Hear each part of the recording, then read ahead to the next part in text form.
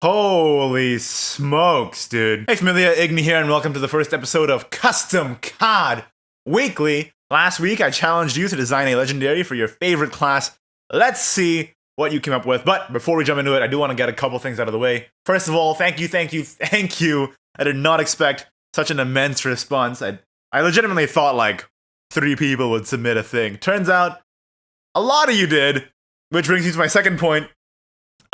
There's no way I can feature all the cards you guys sent in. So I'm gonna go through the ones that I think are really quality or interesting design or funny, or just in general I have something to say about it. And even then I'm sure I'll miss some really great stuff just cause there's way too many, which again I really appreciate. Finally, make sure to stay tuned to the end of the video for this week's challenge. Well, without further ado, let's jump into it. First card here is from Delta Dragon from Twitter. Hermes Trismegistus. Trismegistus. I'll try Magistus to pronounce this card. End me. It's a Runecraft Mysteria Legendary. 6play.55. Fanfare, give your leader the following effect. All Earth Sigils also have the Mysteria trait. This effect lasts for the rest of the match.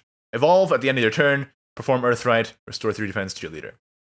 I just like everything about this. It plays around with traits more. I think it's something that Shadowverse could play around with more, and there's a lot of design space there that's unexplored. And it bridges Mysteria and Earthright in a way that makes it conducive to a new archetype, or at least enabling the existing Mysteria archetype, which has had some trouble outside of, Mysteria combo stuff, because the Mysteria cards that benefit off playing other Mysteria cards can be pretty hard to proc just because there's not enough of them. And this card enables your Earthrights to act as Mysteria activators for your other Mysteria cards, and then you can get this whole tribal thing going. And I just think that Shadowverse could show some more love to trait-based card design overall, and I like that a lot. It explores that design space. And cherry on top is that the evolved form is a controlling Earthright tool, which we really haven't seen since the downfall of Juno's, rest in peace. We have Kaylin here with a card and flavor text. I love that, by the way. If you guys want to put flavor text on your card, or the intro, outro, attack voice lines that you have in your head for your card, please do. I love that. The tomes say he heralds the arrival of a great storm with her fire and horde to follow. Though if that were the case, surely we would have seen them by now. Right, Master? Be silent. Yes, Master. Listen. Do you hear it? The dragons. They're here. Oh, dramatic. I love it. Son of Ignideus. Well, it has my name in it, so already I'm pretty biased towards this one. A Dragoncraft Legendary, 3play.32. Fanfare, transform the highest cost Dragoncraft spell in your hand into Igni's Choice. And the evolve form, randomly remove 1 effect from the enemy leader if possible. That I like a lot. Like, already off the bat, I love this evolve effect. This should say evolve, because it's an evolve effect. But I do like the fact that it's interacting with leader effects, which is something that we desperately need right now. In an era of Dela fills. And I mean, just in general, I don't like the fact that leader effects don't really have any counterplay. And what about Igni's Choice? 10 play point spell, choose. Give your leader one of the following effects. At the start of your turn, summon a Windblast Dragon with Storm. Or at the end of your turn, summon a Dragon with Ward. Seems about right, lining up with the cost. Polyphonic Roar costs 9, and Canyon without Ward and Countdown costs 7. So paying 10 seems about right. You sacrifice another one of your cards for it. I think this card is just well designed. I like it a lot. Also, it has my name in it. So, big ups. From Husko Games, this is just what Shadowverse needs, alright? Honorable Trickster Vryn. That is terrifying. And also, it is kind of justice, since we didn't get a Vryn card in the Granblue Fantasy expansion. Somehow, we didn't. What really intrigues me is that your favorite class is neutral. I don't know how that works exactly. But onto the card itself. 2play.11 with Ambush. Fanfare, give your leader the following effect. Randomly targeting effects. Randomly target one of the strongest followers in play, regardless of origin. This effect lasts until this follower leaves the area. This is this is such a clown fiesta card. This makes their Mortier Encomium always hit my biggest thing, so I dislike it. But then again, their Mortier Encomium always hits my biggest guy anyway.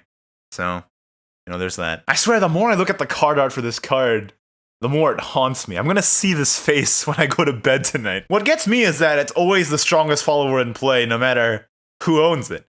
So their Mortier Encomium can also hit their own stuff, which is hilarious. That's enough of Twitter. Let's head on to Discord now. Show some love to the Custom Cards channel.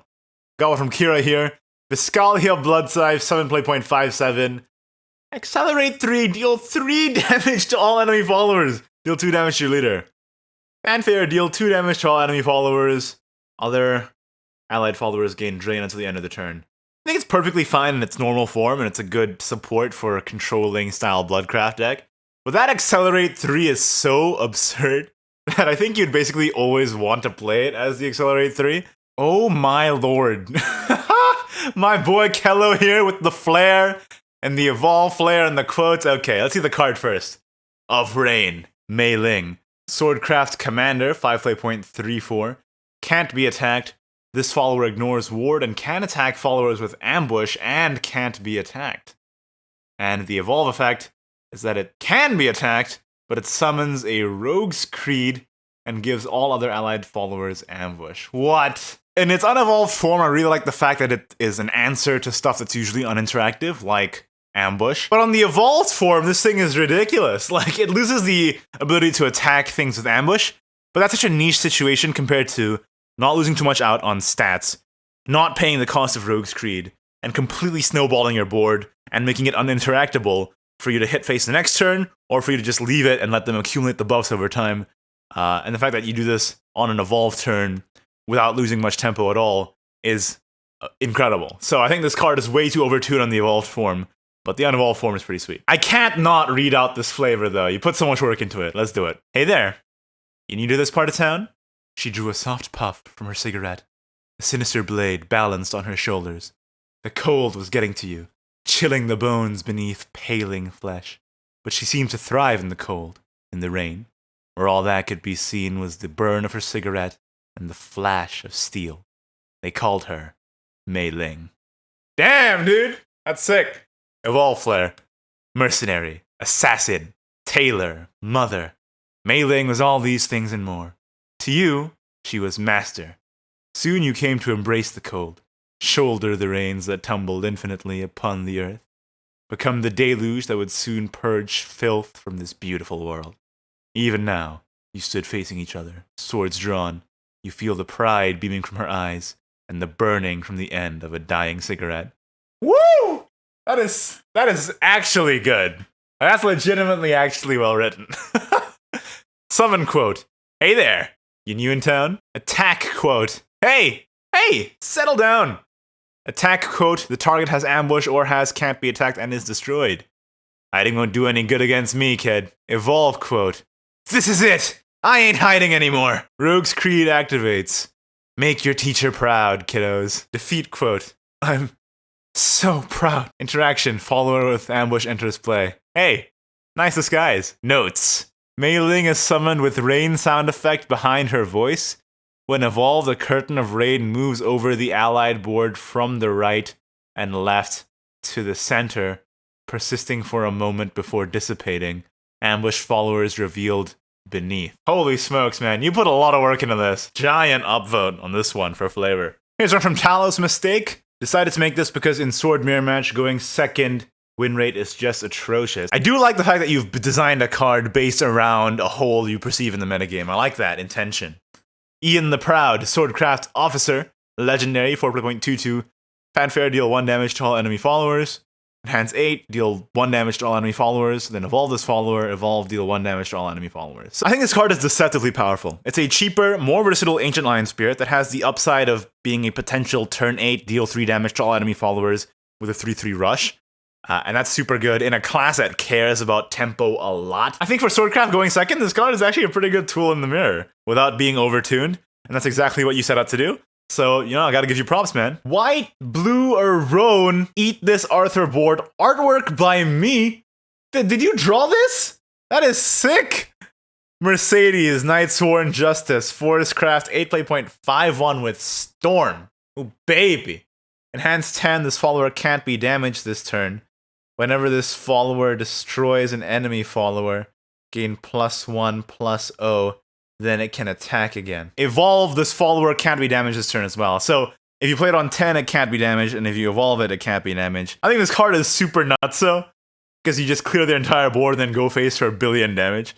But you kinda admitted this is an Arthur hate card, so props for your transparency. And super mad respect for drawing this art. Here's one from Volcaniel. Went for the lock effect because of the trapped in a web thing. Spiders have bane because some spiders are poisonous. I think you mean venomous. Biologist, by the way. Spider Queen Arachne, 7.56 Bloodcraft Legendary. Fanfare, put 2 spiders into your hand and give your leader the following effect. At the end of your turn, select a random enemy follower. It can't attack next turn. Yes!